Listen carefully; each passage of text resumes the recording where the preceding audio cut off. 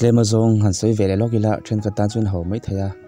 ei mi no to te hi Alexania kan thren pa fa pa kan thren pa te hi anu pa yen thren to ten afa pa hi om puya an pani hian ti hian an chenga Alex ei kum ni le thlan hi vel ba kala ni lawa ai a fing em maya tian kai ni po hian kan om ve thina na thil mu le hriat ta tang te hian ti khan zai dan te le atong trai dan te thiam chho ve apa te po hian ti hian choi ton te hian siap tir ve thina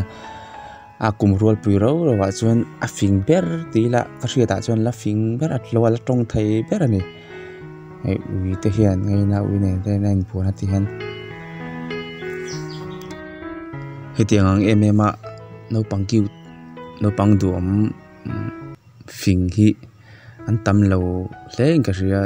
chu wang chuan ka ron tar lang ve du shima subscriber viewers te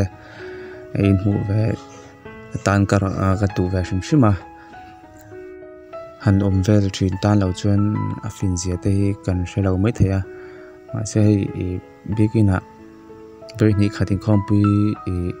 atang te khan lam dan te an lam dan ten sai dan ten tung trai dan te kha a hriat pha a helai takhi poi mo ka ti ai kan nau te ting te hi bikin lama hian ruai warila anti dan te kha ti khan an zir chho ve zela an kin thlangin an pu thlin thlangin phone entir malu tuk ai chuan bigina te khan an khom pui thin zokila phone entir vak lovin o du tok don toila he nau te ki tak kumni mi le ka upa Alexa video dang te ila enzel du ni chuan karon